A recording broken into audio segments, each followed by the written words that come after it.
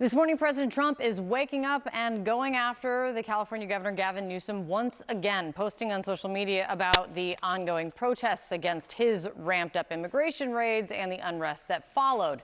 Newsom is now taking the president to court over Trump going around him and sending in thousands of National Guard and hundreds of Marines, a move that the governor of California calls a direct assault on democracy and an abuse of power.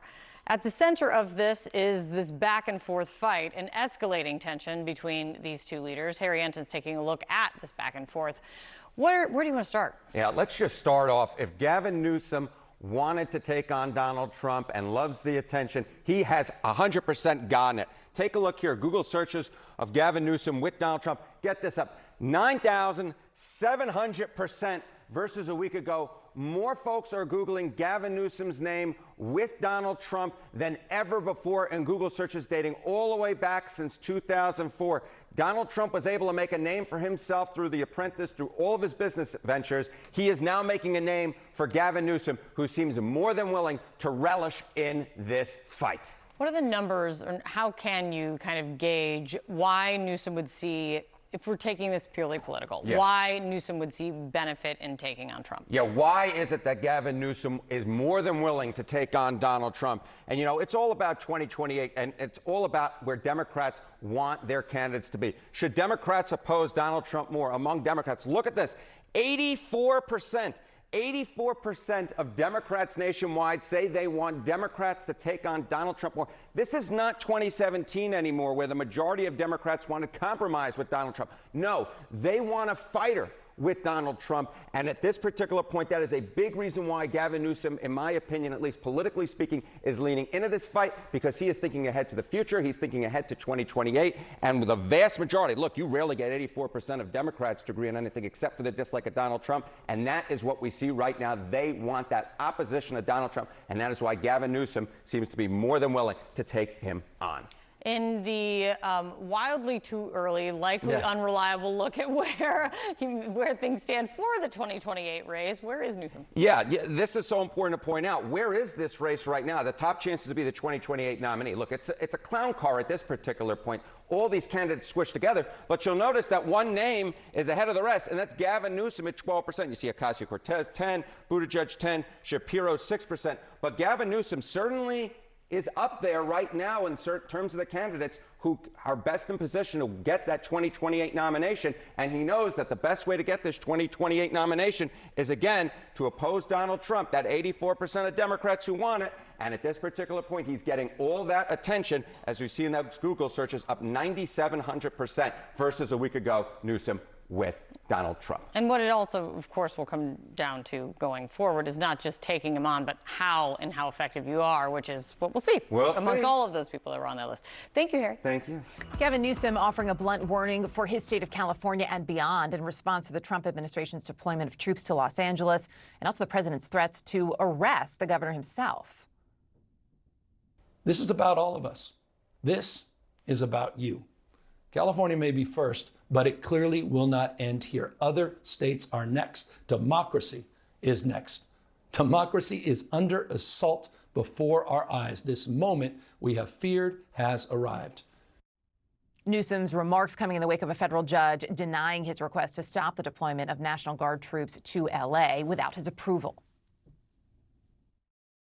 These are the men and women trained for foreign combat, not domestic law enforcement. We honor their service. We honor their bravery. But we do not want our streets militarized by our own armed forces. Not in LA, not in California, not anywhere. The situation in California is yet another test for a Democratic Party still grappling with how to take on Donald Trump and specifically how to address immigration. Joining me to discuss, Sabrina Rodriguez, national political reporter at The Washington Post, Charlie Dent, former Pennsylvania congressman, and Jaime Moore, former DNC official. It's good to see all of you this morning. As we look at where things stand in this moment, even the Wall Street Journal referring to Gavin Newsom as the leader of the opposition, I'm curious, as we look at this time, do you think Newsom is meeting the moment here? Is he the person to push back against Donald Trump effectively? Is that question to me? No, Charlie, it wasn't, but I'm going to bring you in after. Jaime, that was for you. Look, I think regardless of what people say, he is the governor of California, and California is on the hot seat right now. So I think for, Governor Newsom sees this as an opportunity for him to be the guy who is the anti-Trump, the guy who is the leader of the Democratic Party. And so I think for a lot of Democrats and a lot of independents, I think they're sick of hearing the politics of it all. They're sick of hearing who's going to be the leader, who's going to be the voice. I think they want effective leadership. This is real life stuff. Immigration, particularly in California right now, is real life. So I think Democrats, instead of looking for a fighter, they want to have a leader who's going to move things forward, not get into petty fights with the president. And yet, Sabrina, we are seeing some of the back and forth, which is not unexpected, of course, in this moment. Senator John Fetterman saying that Democrats are losing the moral high ground in his view when they don't condemn violence amid protests in Los Angeles. Then you have the pushback from Congresswoman Ocasio-Cortez saying she's calling out ISIS, quote, consistently illegal activity and accusing the president of invoking a chaotic situation for political gain. There is never going to be just one voice here. Is there evidence that Democrats, though, Sabrina, are able to coalesce around a message in this moment?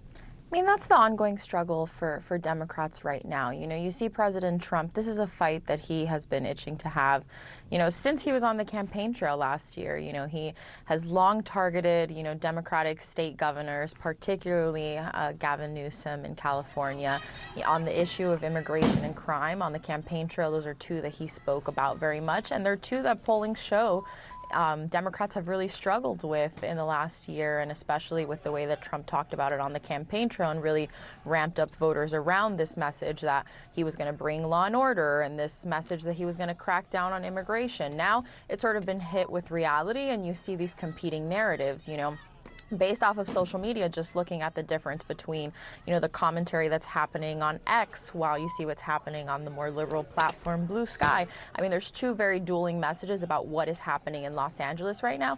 And I think Democrats are grappling with the reality that a lot of folks at home are seeing images of disorder, even if these demonstrations are largely peaceful. How do you talk about it in a way where you focus on condemning violence, you focus on parts of the immigration message that you disagree with? It just puts Democrats really in a defensive position that they've really struggled with. And there's also, Charlie, when we look at this, I thought Juliet put it, I'm not sure if you all could hear Juliet Kayyem at the top of the show, but she talked about, Gavin Newsom is also talking about this message of immigration, right? And that's what you're seeing from the protesters. This is about immigration coming from the Trump side. As she sees it, this is a message about power. How do you square those two, Charlie, in a way that's effective if you are, in fact, looking to push back about the way President Trump is using his power?